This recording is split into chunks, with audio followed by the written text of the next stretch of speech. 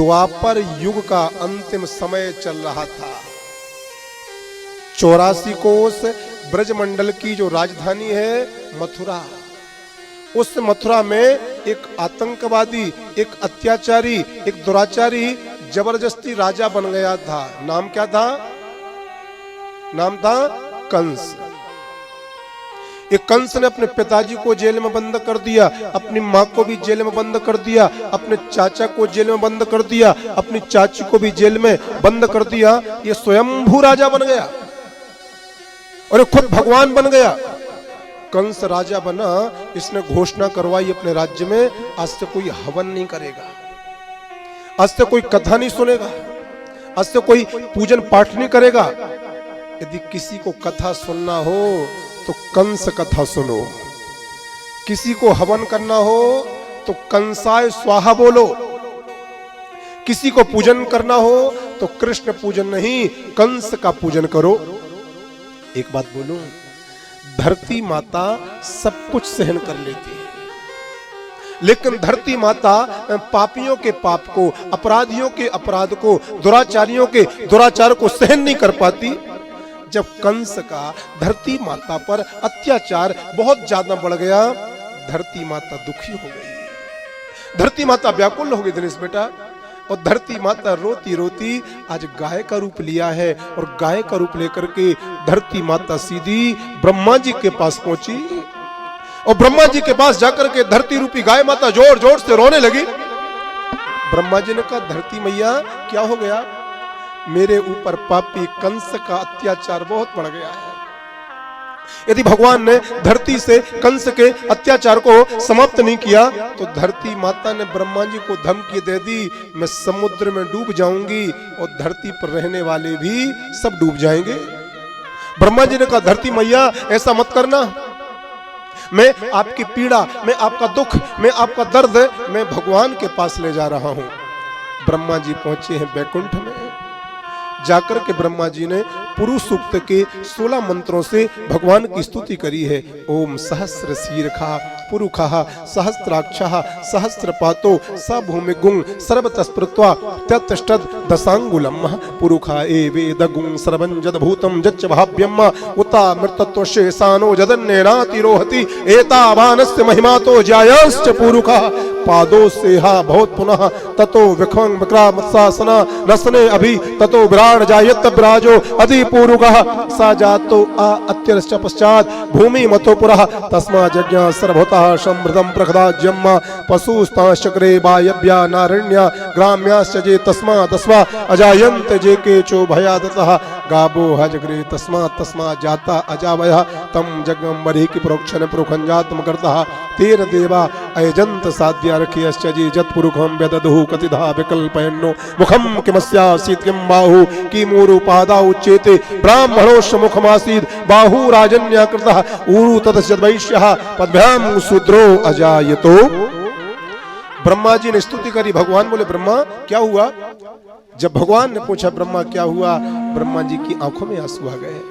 भगवान ने अपने हाथों से ब्रह्मा जी की आंखों का आंसू पहुंचा। प्रभु, आज ब्रह्मलोक में धरती माता गाय का रूप लेकर के आई है, रो रही हैं और वो कह रही हैं कि मेरे ऊपर पापी कंस का अत्याचार बहुत पड़ गया है। भगवान से प्रार्थना करो कि पापी कंस का अत्याचार समाप्त करे। भगवान बोले, ब्रह्मा धरती माता से कह दो वो निश्चिंत हो जाएं। क्यों? कुछ ही समय के बाद में धरती माता पर उसी पापी कंस के जेल में मैं कृष्ण कन्हैया बनकर के आने वाला हूँ। और जैसे मैं कृष्ण कन्हैया बनकर के आऊंगा, पापी कंस को समाप्त करके धरती के ऊपर धर्म की एवं प्रेम की स्थापना कर दूंगा। भगवान ने अपने अवतार लेने की बात ब्रह्मा जी को बताई। ब्रह्मा जी ने भगवान धरती पर अवतार लेकर आ रहे हैं ये बात धरती माता को बताई। धरती माता बड़ी प्रसन्न हो गई, मेरे ऊपर भगवान का अवतार होने वाला है। स्वर्ग के जितने भी देवताओं को पता पड़ा कि गोकुल में, वृंदावन में, 84 कोस ब्रज में भगवान का अवतार होने वाला है लीला करने के लिए, तो स्वर्ग के जितने देवता थे भगवान का अवतार लेने के पहले वो 84 कोस ब्रज में ग्वाल बाल बनकर के प्रकट हो जाते हैं मेरे प्यारे। तभी कहा जाता है कि ब्रजवासी कोई साधारण इंसान नहीं होता है, बल्कि ब्रज में जन्म लेने वाला साक्षात देवी और देवताओं का अंश होता है मेरे प्यारे। समय आगे बढ़ा। कंस की एक बहन थी जिसका नाम था देवकी। कंस ने अपनी बहन देवकी का विवाह वसुदेव जी के साथ में कर दिया। आज भाव में इतना डूब गया, मैं अपनी बहन को ससुराल छोड़ने खुद जाऊंगा। देवकी वसुदेव दोनों के लिए रथ में बिठाला। कंस ने लगाम पकड़ी और अपनी बहन को ससुराल छोड़ने के लिए चला जा रहा था। जैसे वो रथ आधे रास्ते में पहुंचा, देवताओं की आकाशवाणी हो गई, अरे पापी कंस, जिस बहन को तो इतनी आनंद मंगल के साथ में विदाई दे रहा है, इसी बहन का 8वां गर्भ है, तेरा काल होगा। जैसे ही कंस ने सुना मेरी बहन का 8वां गर्भ है, मेरा काल होगा, कंस ने रथ की लगाम को नीचे पटका, खुद रथ में से नीचे उतरा, म्यान में से तलवार निकाली, देवी की मैया के बाल को पकड़ करके तलवार से जैसे मारने लगा। वसुदेव जी ने कंस का हाथ पकड़ा और कंस का हाथ पकड़ करके बोले, कंस ये क्या कर रहे हो? बस कंस बोला, वसुदेव तुमने सुना नहीं, आकाशवाणी ने कहा देवकी का 8वां गर्भ है, मेरा काल होगा। मैं देवकी को ही मार देता हूं, जिससे ना रहेगा बांस और ना बजेगी, ना बजेगी। यही कहा था, बिल्कुल यही कहा था। तुम लोग कहां थे उस समय? वहीं थे क्या? भाग्य बोलो ना। मैं देवकी को ही मार देता हूं, जिससे ना रहेगा बांस और ना बजेगी बांसुरी।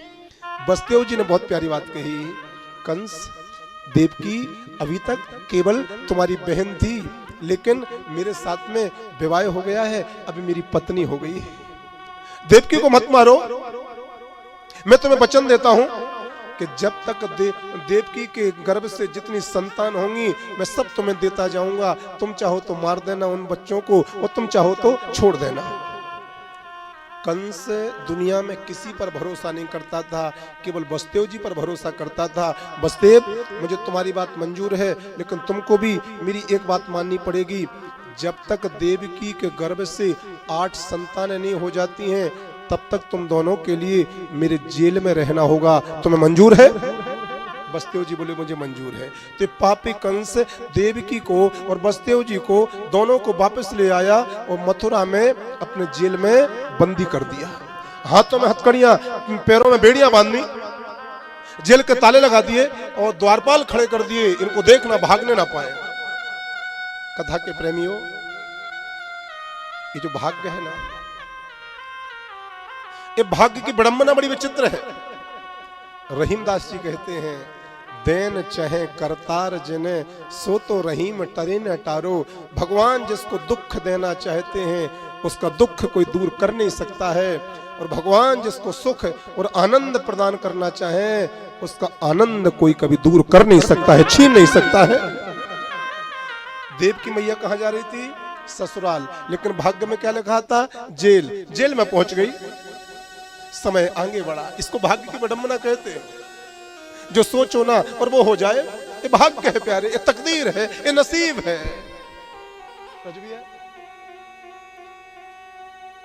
देव की मैया के यहां कंस के जेल में पहला बेटा हुआ।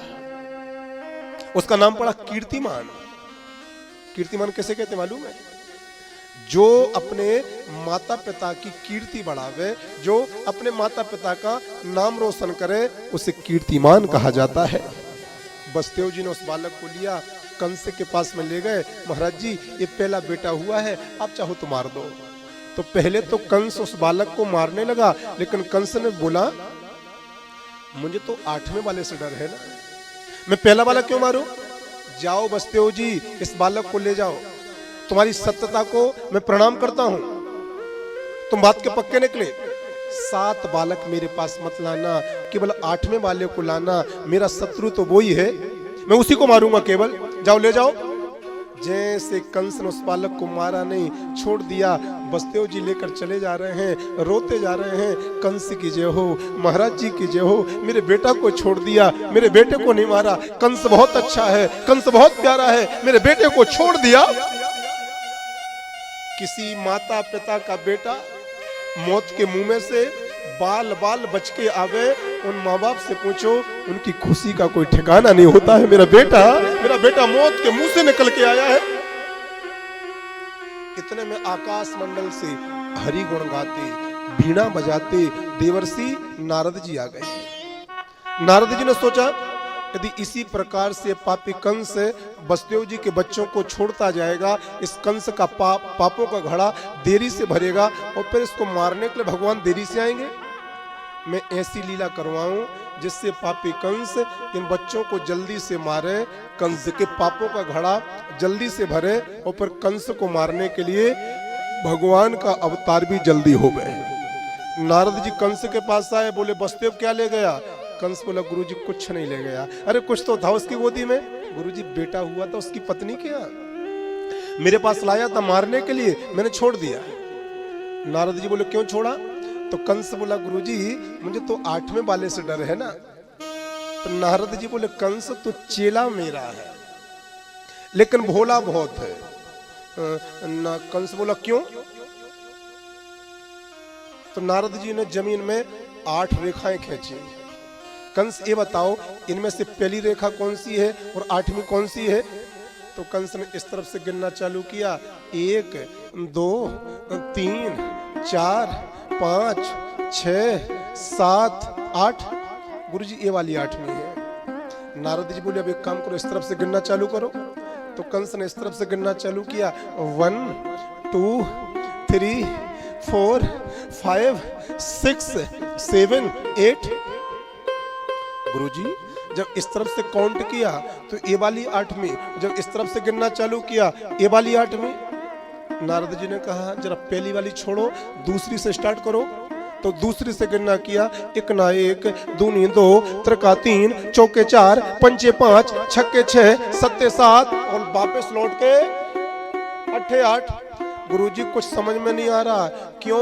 बोले जिस रेखा को छोड़ रहा हूं वही 8वीं हो रही है। नारद जी बोले वही तो मैं तुझे समझाने आया हूं कि जिस बेटा को तू छोड़ेगा वही 8वां हो जाएगा और वही तेरा काल हो जाएगा।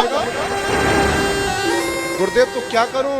बोले जितने हो रहे हैं सब मारो। जैसे नारद जी ने कहा तो नारद जी के कहने से इस पापी कंस ने 1 2 3 4 5 और 6 माता देवकी के 6 पुत्रों को समाप्त कर दिया। माता देवकी के गर्भ में 7वें रूप में आ रहे हैं बलराम जी। बलराम जी कौन है? बलराम जी हैं शेष नारायण। प्रभु ने सोचा यदि शेष नारायण को ही मार देगा तो फिर शेष नहीं बचेगा। जब शेष नहीं बचेगा तो दुनिया में गणित बेकार हो जाएगी, भाग नहीं हो पाएगा। तो भगवान ने योग माया के द्वारा बलराम जी के लिए माता देवकी के गर्भ से निकाला है और रातों रात गोकुल में बसदेव जी की दूसरी पत्नी रहती हैं, नाम है रोहिणी। रोहिणी माता के गर्भ में बलराम जी को स्थापित कराया है। कंस को मालूम पड़ा, बोले 7वां गर्भ तो अंदर ही नष्ट हो गया, वो तो बाहर आया ही नहीं, उसका तो जन्म हुआ ही नहीं। कंस बोला अच्छा रहा ना, मुझे नहीं मारना पड़ा ना, अपने आप मर गया ना। लेकिन इस पापी कंस को यह पता नहीं कि मरा नहीं है बल्कि वो तो जन्म ले चुका है गोकुल में। बोलो प्रेम से। कितने हो गए? 7 हो गए। अब आ रहा है 8वां। 8वें कौन है? ये बोलो भगवान श्री कृष्ण आने वाले हैं। बोलो श्री कृष्ण ने, बोलो श्री कृष्ण बोलो, मराठी हो। अब भगवान श्री कृष्ण आने वाले हैं। कब आने वाले हैं? सुनो जरा। धीरे धीरे आ रहा है भादों का महीना, धीरे धीरे आ रहा है कृष्ण पक्ष, धीरे धीरे आ रहा है बुधवार का दिन, धीरे धीरे आ रहा है रोहिणी नक्षत्र, धीरे धीरे आ रहा है हर्षण योग, धीरे धीरे बजे रात्रि के 12, और देखते ही देखते मथुरा में कंस का जेल प्रकाशित हो गया और कंस के जेल में भगवान श्री कृष्ण का अवतार होता है।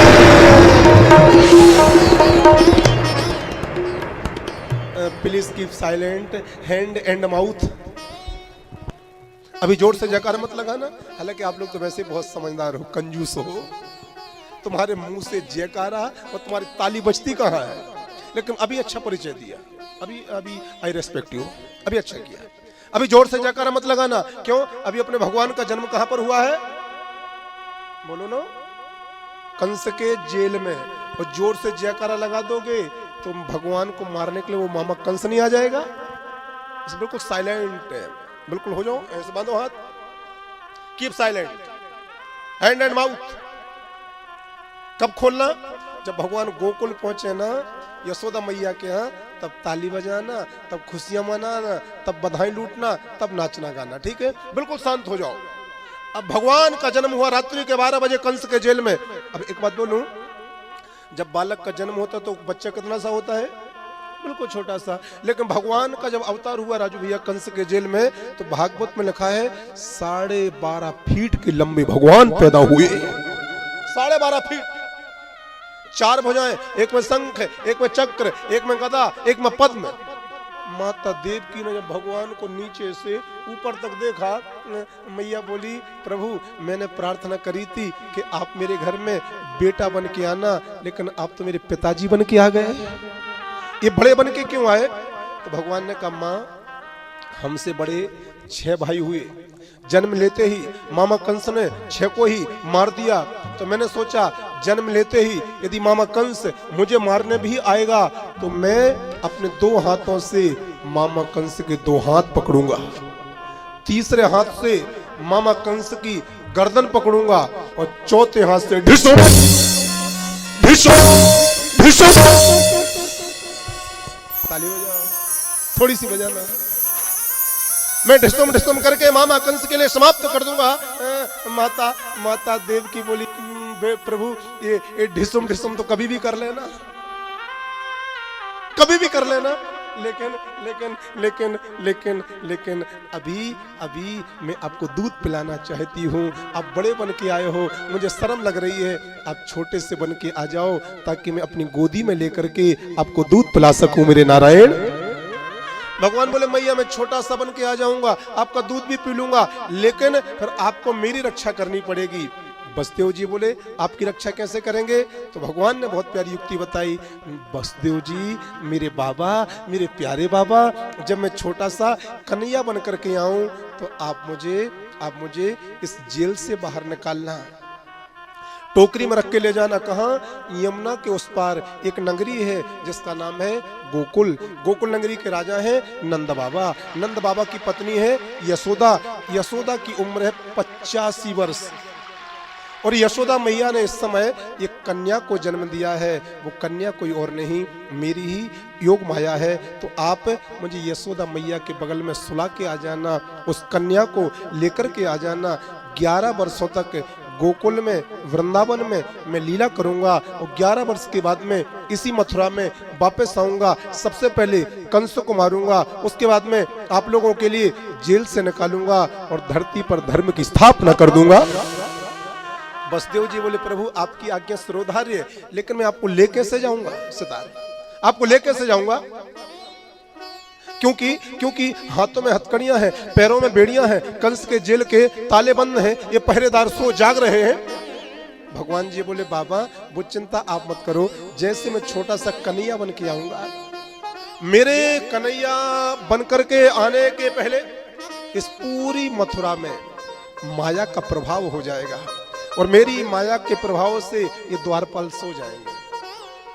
मेरी माया के प्रभाव से ये कंस के जेल के ताले टूट जाएंगे।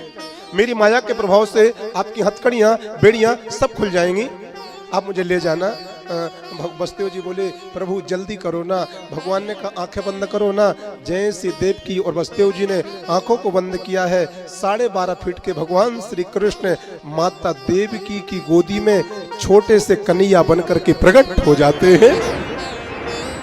मैया देवकी ने भगवान को अपने स्तन का दूध पान कराया है, लाड़ लड़ाया है, छाती से चिपकाया है, नेत्रों से अश्रु की धारा गिरी है प्रेम के, क्योंकि आज धन्य है मां देवकी जिसकी गोदी में जगत का मालिक पुत्र बन करके आया है। मेरे एक प्यारे